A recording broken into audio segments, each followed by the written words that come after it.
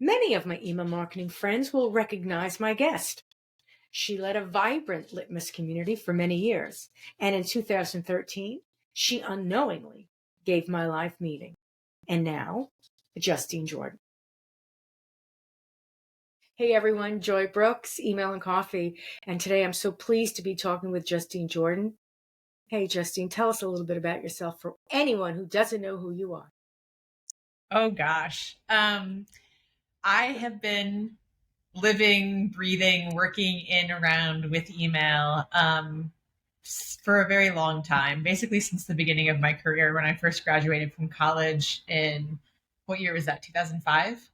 And so I don't know, I'm happy to be here. I've worn a lot of hats as a designer, a developer, a marketing leader, community builder over the years. And so it's exciting to have this conversation and kind of peel back some of those onions, I guess.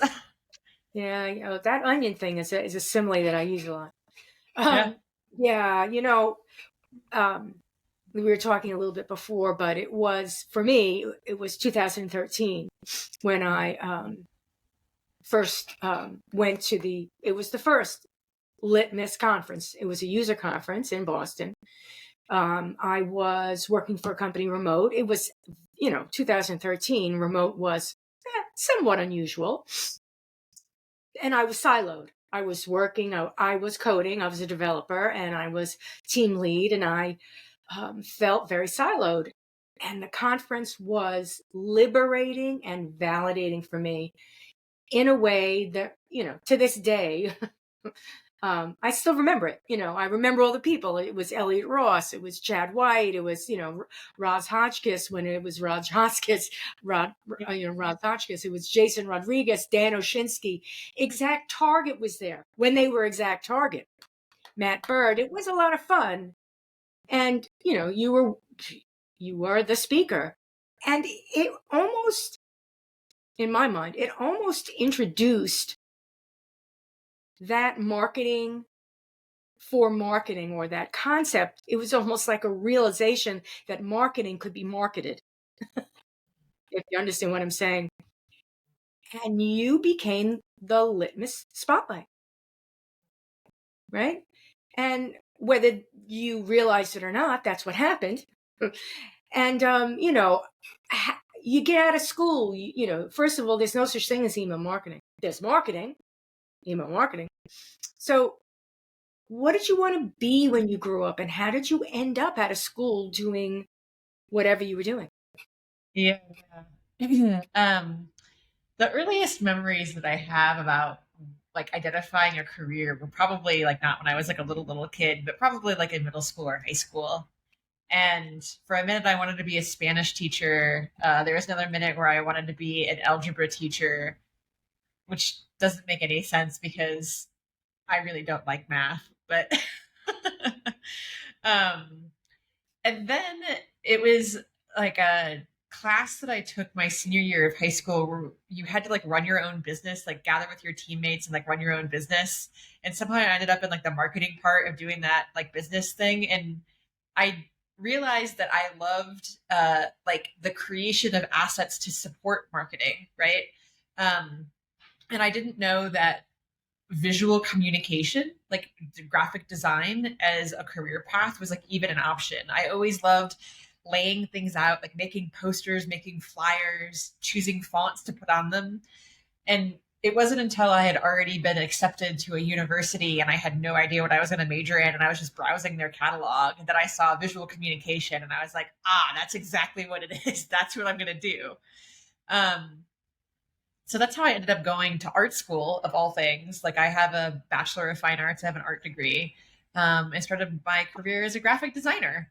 And again, this was long ago enough that print design was still super common. I was doing like logo designs, plenty of flyers, like an ad in a magazine, stuff like that. But then again, I feel like I'm really dating myself. But one of the other classes I took in college was a web design 101 class. And With this was front at a page. time. With front page. Oh no, not even front page. Like this was just like get like a text editor on like your computer. And it was all HTML tables. That's, believe it or not, there was a time when you built web pages with HTML tables. So that's how I learned initially to like build my first web page. And I think it was around that same time that CSS Zen Garden came out and like blew all of our minds with the idea that I could just click a button and the whole layout, presentation, colors, all of this page would change by markup called cascading style sheets. Right? Yes, I remember. Yeah. So I've always Pretty known how to exciting. write. It was Oh, pretty it exciting. was so like it blew my mind. I was like, what? Yeah, because it's programming, but it's design programming, Yeah. and it's visual, and so it registers both brains. Exactly, right. And so my first job out of college was at a really teeny tiny agency. Again, like I was doing a lot of print design, did a few emails from time to time, but I felt a lot of pressure to be like super creative. And I realized I was like, oh, have I made a terrible mistake by choosing a career as a designer when I don't feel like I'm that artistic or I don't feel like I'm that creative? And the other thing that really frustrated me is that when I was designing a brochure that was going to go sit in a doctor's office, I didn't have any way of understanding what kind of impact I was having. Like, did this do its job? Did the people that read it like understand what it was saying? Like, did it help the business? So that was why like email seemed like the perfect way to use like both sides of my brain. And as a designer, it was really empowering to say like, oh, well, the way that I chose to design this layout, the subject line that we chose, the color of the button, the placement of the button, all those kinds of choices actually directly impacts the performance of this artifact that I just created. And that was, again, like really empowering to me. So long story short, I ended up at ExactTarget, and that's where I wasn't in a marketing role there yet, but I was in the professional services organization where you could hire basically the agency inside of ExactTarget to help you run your email program, to design you an email template, to consult with you, provide you with strategy, best practices, guidance, and that was a super cool experience because I got to work on an extremely wide variety of things, like teeny tiny little SMB templates, all the way up to like I got to fly to Minneapolis and do an on-site with Best Buy and like teach them how to like make better emails. I got to pitch Hawaiian Airlines as like part of the sales process. I got to help cultivate content for the design track of Connection, since it was like a hyper growth startup at that period of time. It was one of those opportunities where I just got to get my hands in like all across the organization in all these different ways. But I think the other thing that was really impactful about that experience is that I felt really alone. I felt super lonely because this was back before LinkedIn, Slack communities, and like all of that stuff. And I was like beating my head against the wall I had a client who wanted to proof all of their emails and Lotus Notes because it was what they used internally. And I was beating my head against the wall trying to get these emails to like look good in Lotus Notes, trying to get all these emails to render perfectly. And Lotus Notes, that was even worse than Outlook. 1000% worse than Outlook. Yeah, the people today doing this that like think Outlook is the worst have no idea how they've got it, right?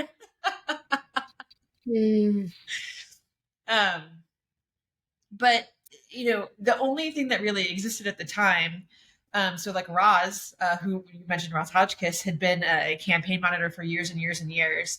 And when they launched like the CSS rendering guide across email clients, like that was literally the only resource that existed at the time. And I was so grateful for it. And Roz was such a hero to me for having created it. But I was like, okay, so I'm clearly not the only person that's like struggling with this. And I know about Roz, but like, where are all the other people? There's got to be more people like me. It felt very lonely. It felt very like isolating. I'm like, I can't be the only person that's like trying to figure this out.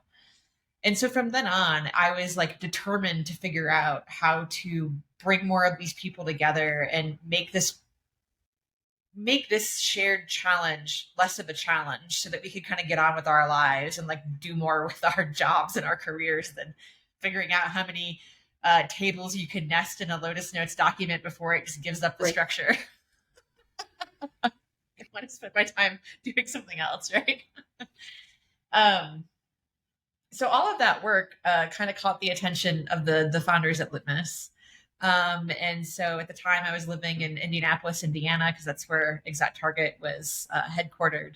And they're like, how about you move to Boston and you join our team, and, you know, we call you marketing director and pay you to, you know, write these blog posts and help all these people figure out how to make their emails run better.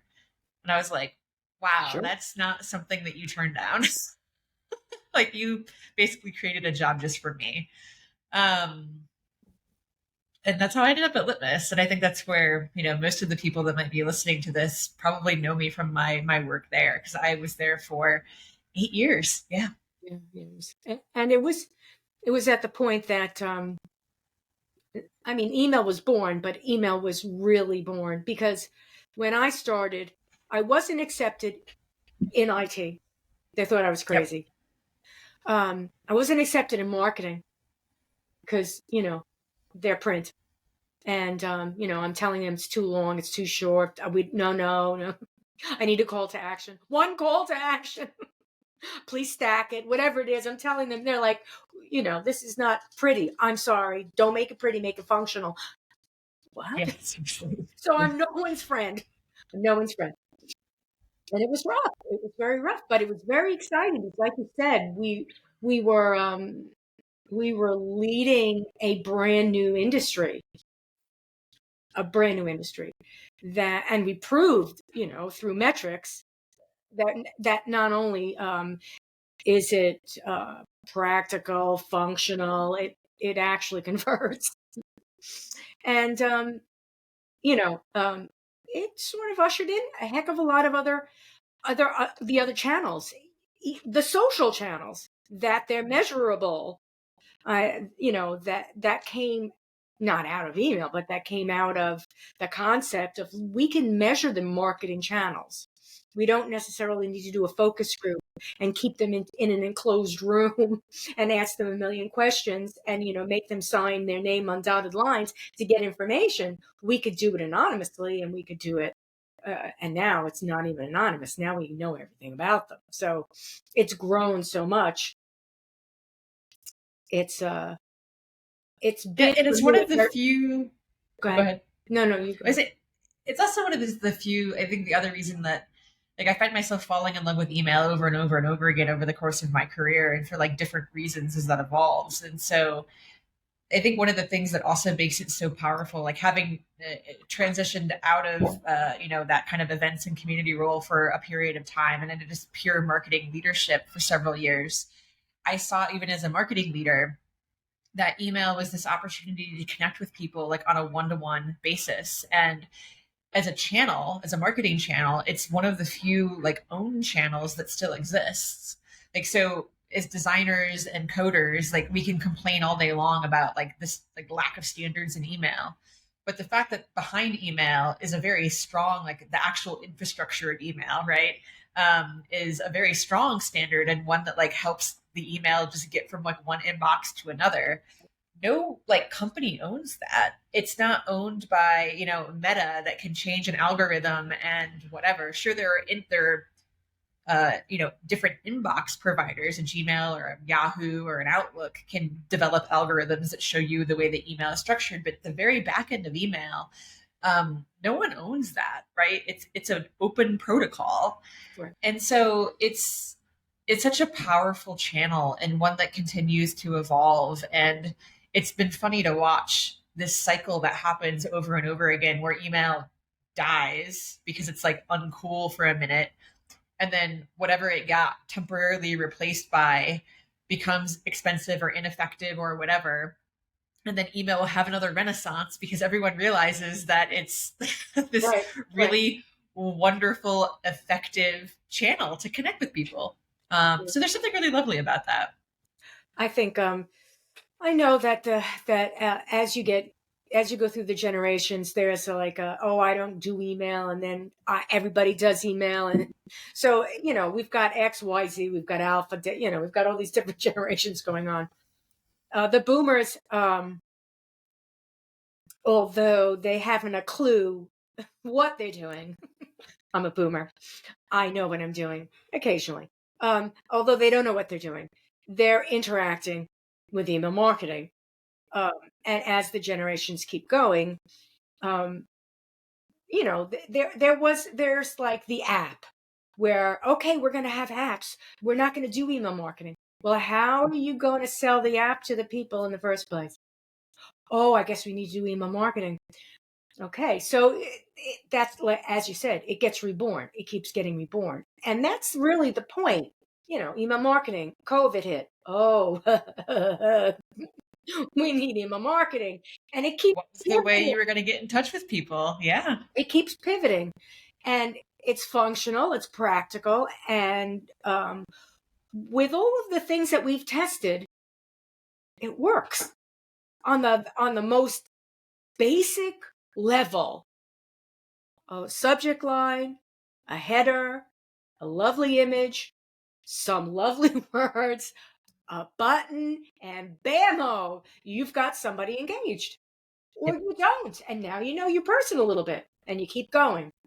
And it's fun. Every company, some of the things that I've learned over the years is while people will talk about trends, every single business is different.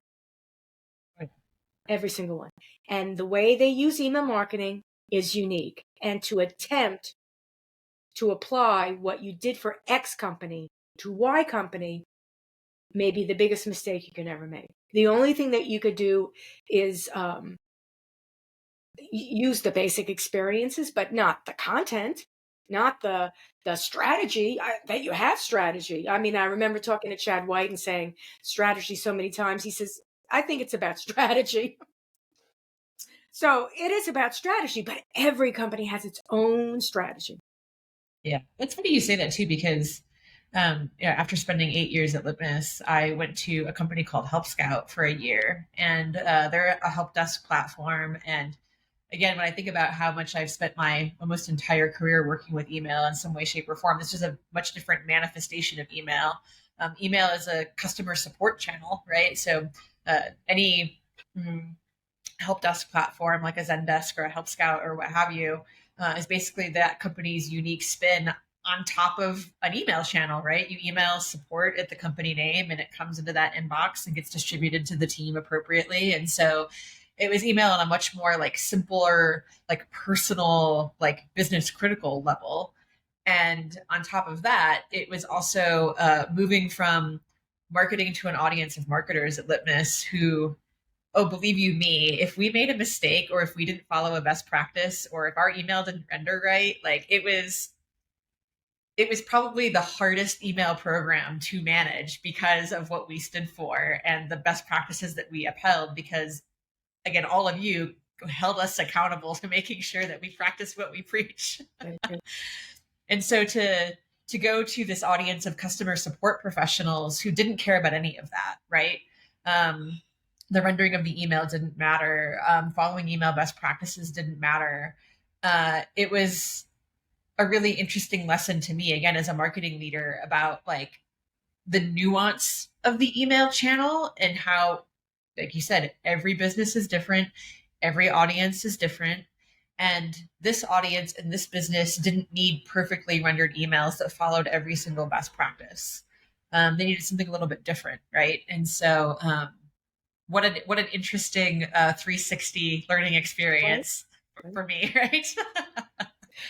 And marketers need to somewhat be aware that I one of my it's a stand that I take, probably what makes me so unpopular, is that I think that marketing people think like marketing people. Yeah. And we forget about the consumer. So here we're 1000%. Yeah. We're testing the subject line, and we're not even asking the consumer, do you read the subject line? Or is it just the brand? Like, to what level is that subject line making you open it? And I did a little study with baby boomers. And because they're my group, they're my jam. And I asked a bunch of my friends, I said, I just want you to send me the best subject line you've read in email over the past week. And most of them sent me the brand name. They didn't even know what a subject line was. They sent me the brand name. They sent me the content of the email. They had no clue. Either they knew the subject line, but they didn't understand that was a subject line, or they were just like, oh, look, I got an email from Old Navy. Ooh, I want to shop. And marketers, it's not that you don't need a subject line. Obviously, I'm not saying that. I'm just saying, let's not go crazy over subject lines and spin engagement on that. Open. Oh, it's because of the subject line. It's because of the brand. Yeah. And you have to have that trust. You've got that trust, and that's important. And also, there's so much that happens. When I say dark social, I'm not talking about stealing babies. I'm talking about things that happen in the dark that we know nothing about. It's raining and we happen to sell raincoats, and suddenly everybody decides they need a raincoat and sales goes up, out the roof. And we're like, how'd that happen? Well, it was raining in a particular town, which happened, whatever. We don't even understand. If we could take a look at if we could say, let's find out every city and what, it happens in the dark. So metrics are available, and sometimes they're so obscure we don't know. So, but that is also the fun of email marketing, because when you do see a trend like that, when you are fiddling around in the back end and staring at it with a coffee cup and look at something and see, wait a minute, something happened here. Where did it happen? It happened, in Speedunk. Why did it happen in Speedunk? Look it up on the internet. Holy moly, they had a rainstorm. So yeah, I think that's why I love email. And as you said, you keep falling back in love with email. And those are the reasons why. Because a project can be tiresome for some and just absolutely fascinating for others. Just play it. I can't wait for the metrics. Every time I get out, I can't wait for the metrics. Well, and it's funny, we've spent a lot of this conversation talking about email marketing, but prior to my most recent role, my brand new job at Be Free, I was working on the transactional side, right, for Postmark. And that was, again, a completely whole different world of email that I was familiar with. Like, we talk about transactional, we partner with transactional, but I hadn't really gone deep in it until the last few years. And so Postmark as a transactional email provider powers a lot of like the infrastructure of like the web tools that if you think about every time you go to reset your password on a website as a user, not as a marketer or anyone that knows anything about email, but if you need to reset your password, like we're recording this in Riverside Studio, if Joy forgot her password and she has to go reset it, she's going to trigger that from Riverside. And if it doesn't get delivered immediately, she's going to be really frustrated as a user. And so to see how critical transactional email was to like an application developer or a product owner is part of that. Again, if we think about brand trust and loyalty on like a very, very deep level, a consumer or a business user might distrust that brand. Like Joy might be like, oh, well, this email is taking a long time to get here. It might not be a very reliable platform. And what I think we all know, but the average person does not, is that it's rarely Riverside's fault if that email doesn't make it to you. It's probably their transactional email provider, right? And the deliverability and the reputation of their shared IPs behind the scenes. And so that was super fascinating too, was to build an appreciation for email as infrastructure and email as this application experience that builds or breaks brand trust and loyalty in a much different way than in the marketing that I'd been doing for a lot of the rest of my career. So yeah, again, very, very interesting ways to see all these different angles of email. That's the email that doesn't need the unsubscribe button. Yeah, it does. It doesn't need an unsubscribe link because it is truly transactional in nature. Like a user requests it and it needs to get immediately triggered to do what the user asked it to do. Mm-hmm. I recently took a look at my bank account and I was charged $250 for a renewal for an app subscription. At which point I went to the app, to the chat, and I was like, okay, guys, I'm not using this app anymore. I need you to cancel my subscription. At which point the chat was like, I don't know, deaf ears. It's like, this is not good. So I sent an email to email. Didn't get an answer. I'm like, this is not good. Never got any acknowledgement from the chat room, from the email. Nothing was happening. Thank goodness I was able to go to the bank and say, okay, cancel this. Give me my money back. There you go. And that's, again, another really great example of how email as a channel isn't just marketing, right? It's brand loyalty in other ways. Like you had a poor experience. Very poor. Email over customer support that led you to distrust this brand. Yeah. It's really interesting. Yeah. And, transactional is a whole, it's a whole different mindset because out of your mind goes all the design. It's like fonts. No. No, none of that matters. It just doesn't get delivered. Doesn't do the job. It's very much like a product thing. It's like a job's to be done. This email had a job. The user asked this application to do something. The email has the job of doing it for the user. Yeah. Many people, they'll a lot of companies, having worked in marketing, email marketing, a lot of companies will have their transactional and their promotional on different use different providers.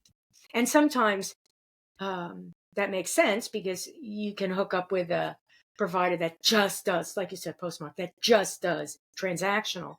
I remember Mandrill? The MailChimp product? Yeah. That was their transactional. And SendGrid initially came out as a transactional platform. And we don't necessarily think of it as a beautiful channel, but it is highly functional. And for somebody like myself, who's a die-hard utilitarian, for me to work transactional, I would be very happy. Yeah, I wouldn't have to worry about design. I would be like, okay, let's get this, let's get this this party going. And actually, that's one of the projects that I'm doing now because I'm moving for a company. I'm moving their transactional away from one program to another. So I'm actually getting those emails are more critical than the marketing ones. Yes, again, like if they break, it's a terrible experience. Yeah, it really is. It really is. It really is. So now that you're at this new company, what's it been like? The career path, you sort of think, I asked you before, oh, what are you going to be when you grow up? What are you thinking about that in your head? Backwards, forwards? How does that work out? So this is a topic that's kind of near and dear to my heart. And I also feel like it's one that we don't discuss openly enough as humans. But then you and I are both women. I think you identify as a woman too. Like, I think it's even more critical amongst women when navigating their careers. So, when I first graduated from design school, I thought I would live in Indianapolis forever, that I would end up as a creative director in an agency. And that was going to be like the height of my career, right? Clearly, it's turned out a little bit differently. And if I go all the way back to, my time at Litmus, and the reason why I left was to pursue a chief marketing officer position at Help Scout, because at the time, I started as an email campaign manager at ExactTarget, and then I was a manager of a team, and then I moved to Litmus. My title was marketing director, and then I was VP of marketing. And so I was doing the thing that you're supposed to do if you're an ambitious, good worker bee. I was climbing the ladder, getting the right title. And then I ended up as chief marketing officer, like the pinnacle of those like marketing titles, like the thing that I thought I was supposed to want all along. And I was like, actually, I don't like this. And I wonder if this kind of job isn't the one that I want, or the one that's like meant for me. And you would think that that is an empowering thing to realize. I felt nothing but shame. I felt like a failure. I felt a supreme lack of confidence and like imposter syndrome on a level that like, was almost crippling. And I feel like so many other people also feel that way. Like the thought of like updating my LinkedIn for a role that was lesser than anything that didn't have a C in front of it after that, I was like, I can't go backwards. Like, what is everyone going to think?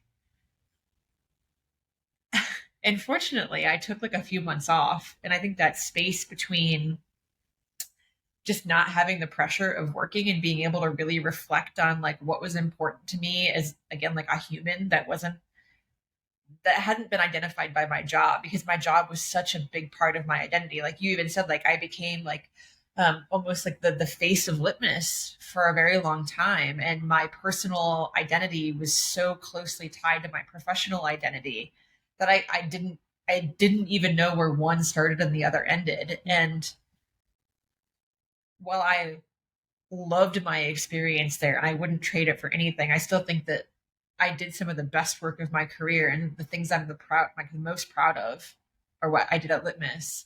That was not a healthy way to exist. It can be. It's you can't continue to meet expectations because they're not real. Yeah. And yeah, so like after that, my career path has like really been instead of like going up, it's been very like windy from there. I've taken a variety of like marketing leadership roles at different kinds of companies.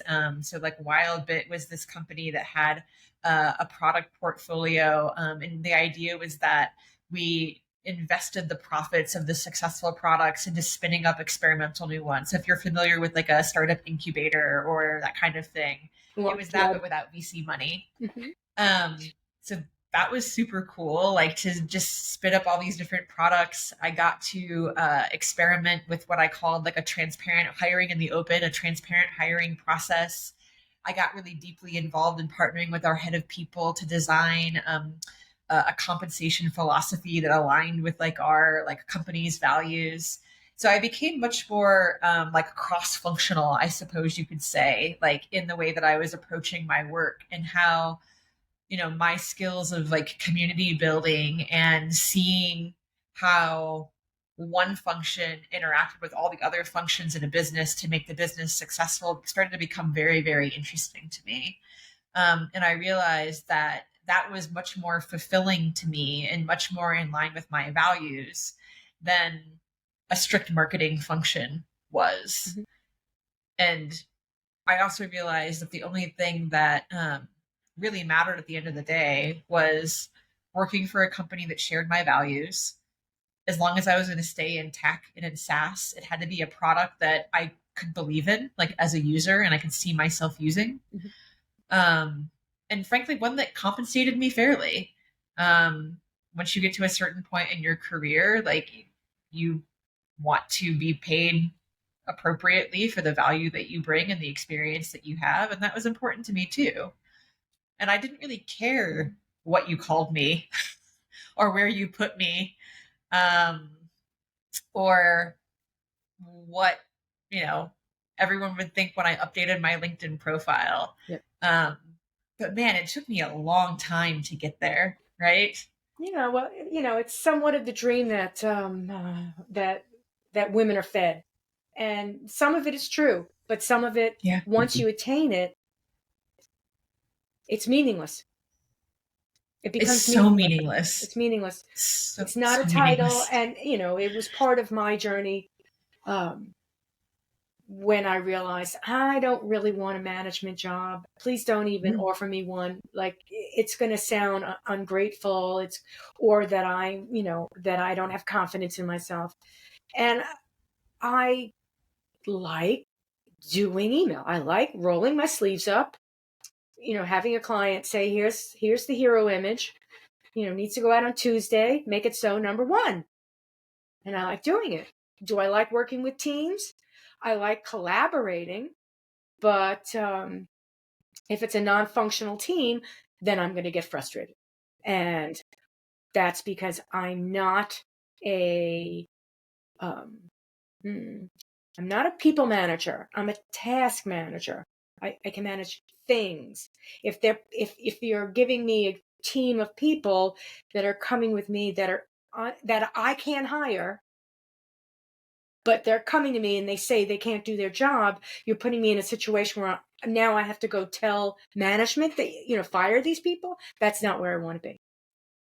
That's Yeah, not. and that's just it. Like, and I think some people again feel empowered by that, and other people feel ashamed by it. Like they should want to manage people. But you're right. Like managing people, That's a it took a long time for me to develop that skill and actually enjoy it. that's a totally different It's skill set. so hard. It is Yes. so And hard. if you're I'm not going to pretend that I'm a programmer, but I will tell you I'm utilitarian. So I'm very pragmatic. Uh, I don't think like other people think. It's like, here's the problem. Let's solve the problem. Let's move on to the next problem to solve. And that's the way I think. And it's somewhat problematic when, now I'm a talker, I can talk, but it's somewhat problematic when somebody refuses to solve the problem because of whatever reason. So, my cat died. Oh, I'm sorry, but can you do the work? Let's talk about your cat. After 5, whatever. And I become hard or difficult, and that's what was happening to me. And I realized, okay, so I am a remote worker. I'm not corporate, because at some point in time, I bucked the system. I'm a maverick. I have ideas, but they're my own ideas. So I went through a totally different journey where I was like, I'm going to have to create my own stuff for myself. And that was like my, realizing that was like, and what would that be? And the answer was, but you were able to take, and the term is well known, they're transferable skills. Yeah. You're able to communicate on a number of different levels. And that was something that you were actually teaching yourself how to do.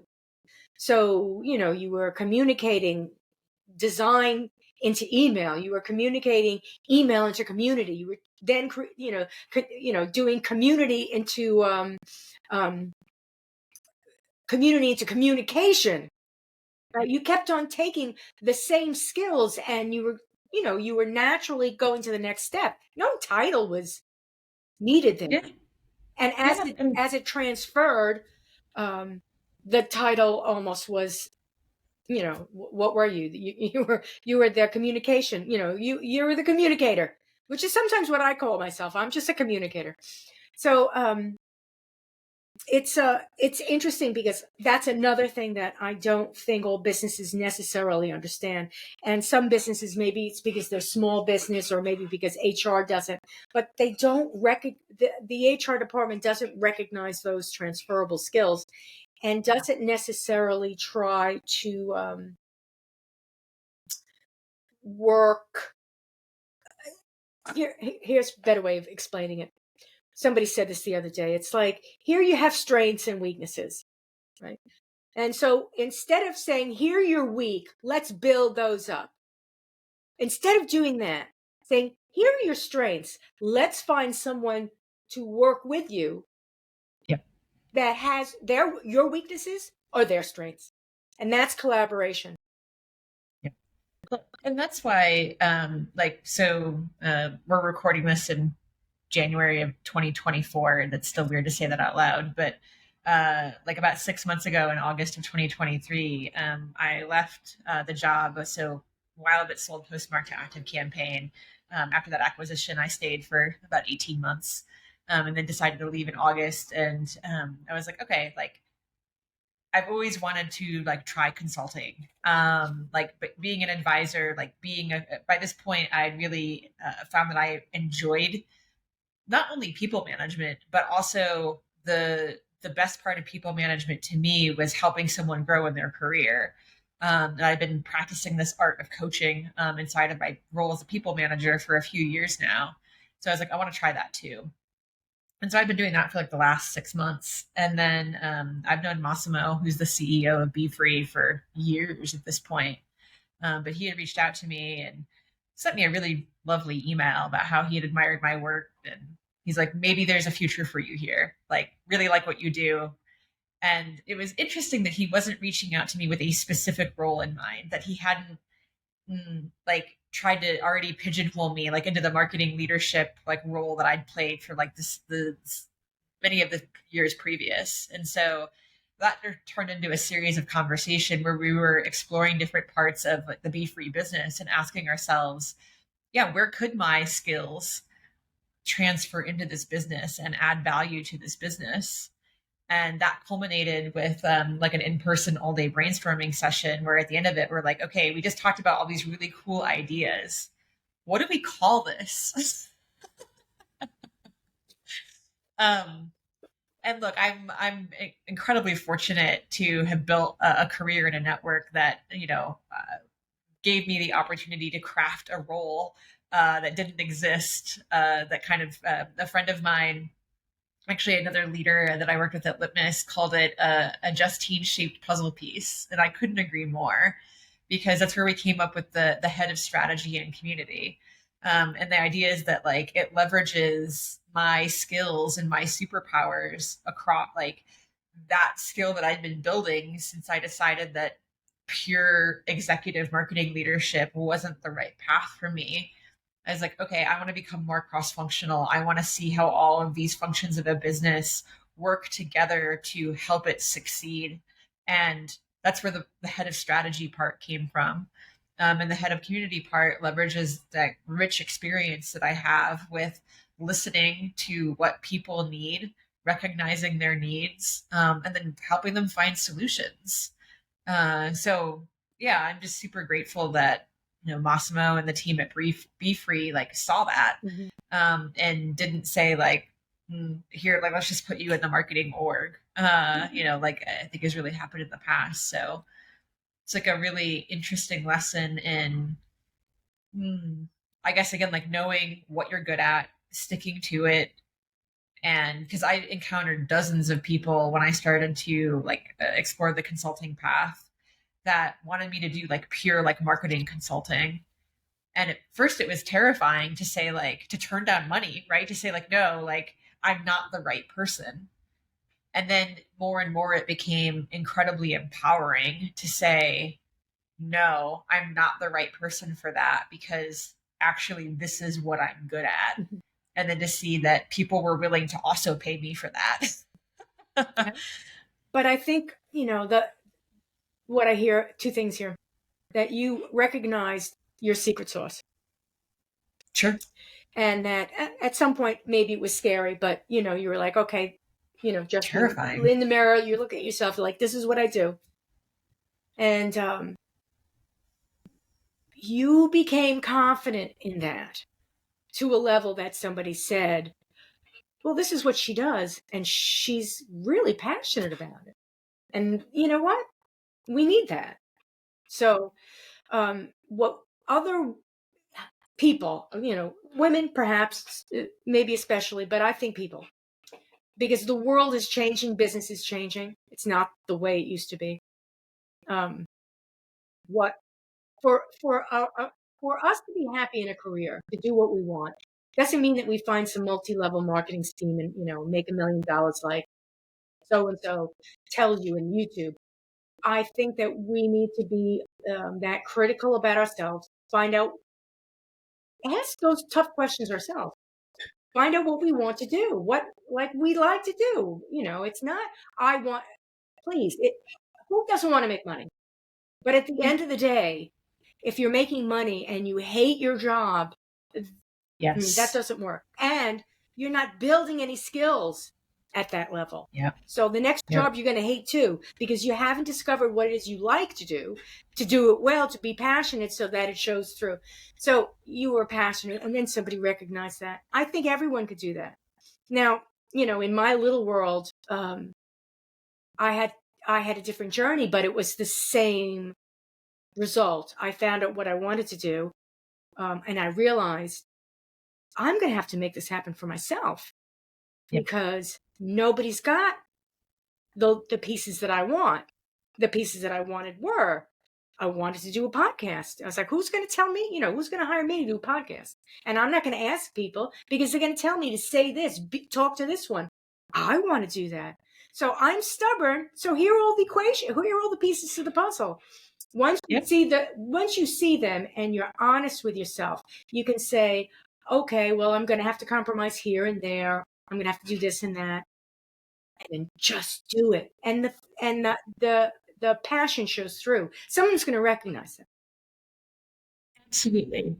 I think that, again, I recognize that there's a part of myself that is fortunate and privileged to be able to say, if I stay true to myself, the rest will work out. I know that there are plenty of situations where that doesn't always happen and you just got to take a job to put food on the table and pay your bills. But I think, if you've spent doing something and building a niche and really building a certain skill set, there's no shame in being true to yourself. And if you sit down and you make a list and you say, if I really get down to it and I reflect on my journey, what's important to me? Is everyone thinking that your LinkedIn update is the right one? Is that really going to matter? Or because I ended up in a spot where I was really unhealthy. I'd gained a bunch of weight. I was drinking too much. I wasn't exercising. I was not in a good spot. Because you were trying to find that passion somewhere. And nothing was kicking off the dopamine. Nothing was. And doing there were some parts of my job that I was good at, but there were some parts of it that were just really, really challenging, and that I wasn't excited enough about to really excel at them. It wasn't your challenge. And so it's why am I doing this to myself? Right. Well, that if we're doing that, if we're selling our soul for money, and there is no lie that you can believe or convince yourself. And sometimes, as you said, for you, it wasn't the title that was important. You had to ask yourself, wasn't the title that's not important? And for me, I was like, I'm never going to be that.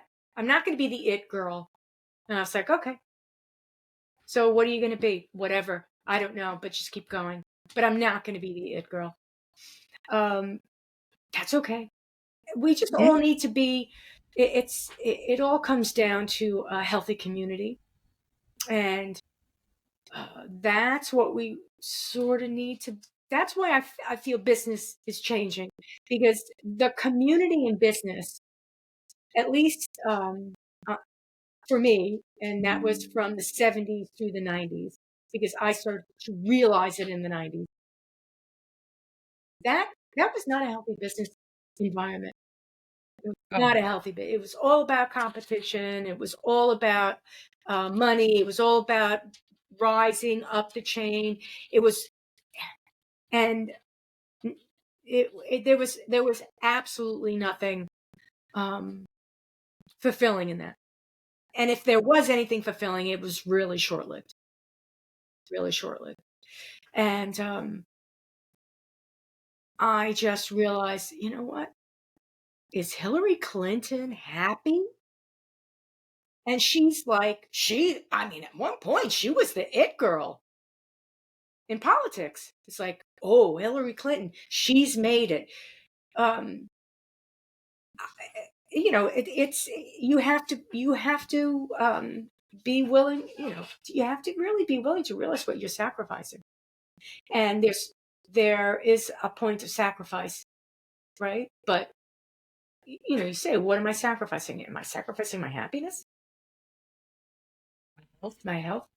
Am I sacrificing, you know, the next career because I'm so fixated on this title that what is next? What happens next? You know, you just burn that bridge. You can't do that. That's another thing. There's that bridge that we don't think about. We don't think about. We think about the past being a bridge to the now, but we're not thinking about what now is building into the future. And some of us burn bridges because, you know, emotionally, traumatically, whatever it is, we just can't handle it. And we burn that bridge. Or we don't even build bridges. And that's where networking becomes really important. Because networking builds those bridges naturally, inherently, just because you're networking. Would I have said in 2013 when I went, hi, Justine, I'm Joy Brooks, and you were like, yeah, I got to go, and we split, I wasn't even thinking, oh, guess what? 11 years later, here we are. I wouldn't think that. Would never have thought that. And not that you were like, oh, Joy Brooks, I remember that exact day, that exact time, exactly everything about her. No, but when I reached out to you, you were like, sure, let's do this. That's the point. I could have said to you something else. You could have said, well, let's collaborate and build a business together. You don't know. You don't know. It's very true. It's the power of relationships. Like, and that's, if I look at like, you know, all of these wider trends that are going on in like business and marketing and just the world right now, like you see more and more like these traditional marketing channels not being as effective as they did in the past, and people taking that idea of community and wanting to like monetize it. And that was the other reason why I felt like this was the right time to kind of return to that part of my, you know, my superpowers. Was I really feel strongly that we need to retain like the goodness in that and dignity. I've met, I've met a lot of people that think networking is, you know, building as many LinkedIn connections as you can so that you can like pitch them on what your product is building. And I'm like, not really, right? It's a longer game than that. And it's not even a game. It's a bunch of seeds that you plant that might eventually like turn into something bigger. Mm-hmm. And to use that term, I hate it. Authentic. It really is. Yeah. And so like if I think about, you know, like the power of LinkedIn or the power of networking or the power of community, and it really comes down to like building those, as you said, authentic relationships that aren't rooted in just what you need. What you exactly. And you know, I created a mastermind, or I should say, someone else created a mastermind, and I took it over for them, and it works, and it's fun, and I realized I had to put a dollar amount on it. Two reasons: for perception, because if there's no skin in the game, people don't perceive it to be of value. But the other reason was I was working it, and hello, I'm working it. You know, it can't be for free. I want to pay it forward in the worst way. So I'm trying to keep it a low ticket item. I see no reason to make enormous digits of money off of it. But I see a strong need for a small community. And we can all build those small communities. Again, I'm not the it person. I'm not trying to be it. You know, I don't want people to say, "Oh, she was the one that." No, I didn't. It's a wheel. What is it? I can use the wheel. Community. It's already there. I'm just basically Oh yeah, saying it's everywhere, and it manifests itself in so many different so ways. many Like different ways. your mastermind, your LinkedIn community.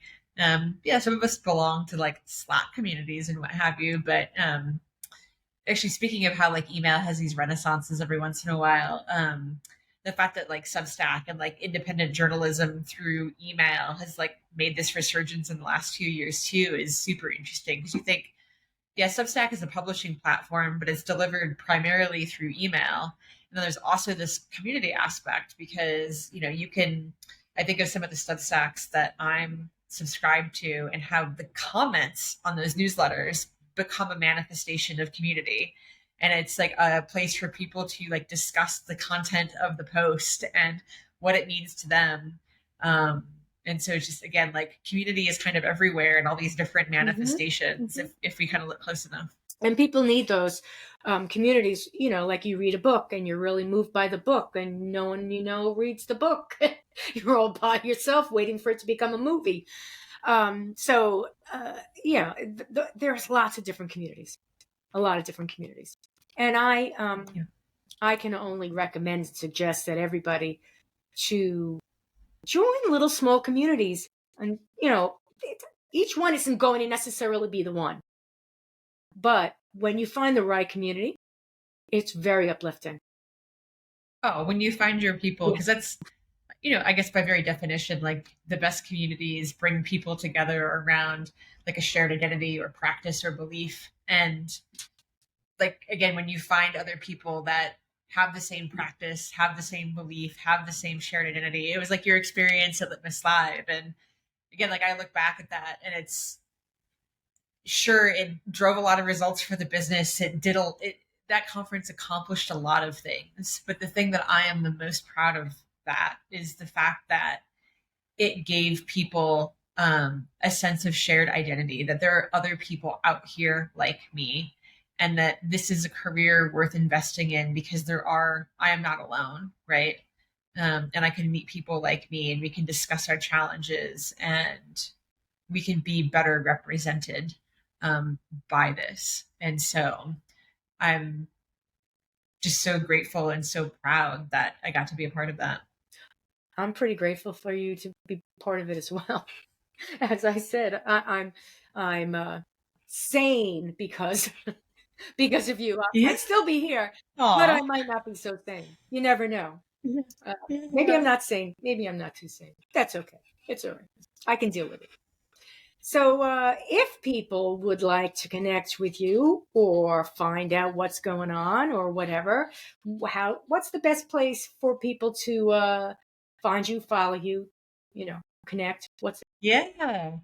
So I have, I would say LinkedIn, but I will also put out a disclaimer that if you just send me a connection without any sort of context, I will not accept it, because again, I care deeply about authentic, meaningful relationships. And it's my biggest pet peeve when like I looked at my LinkedIn connections and I actually don't know why I know that person, because I don't, right? But if you just say a few words like about you listen to this podcast and you whatever, great. I used to be really active on Twitter, but ever since whatever has happened, like I have an account and I'll probably see your message there, but I'm Melodori there. But then I also have a personal website. It's justinej.com. And there's a way on there. I do this thing called office hours, and there's a contact form on there. So that's another good way to get in touch. Cool. I thank you very much for coming on. Oh, this was lovely. Thank you for inviting me after all these years, right, to reconnect. I'll see you in another 11 years. Yes. God we'll still be doing the same thing, right? God willing. I'll have another dog on my lap. Love it. So thanks very much. Email and coffee, over and out.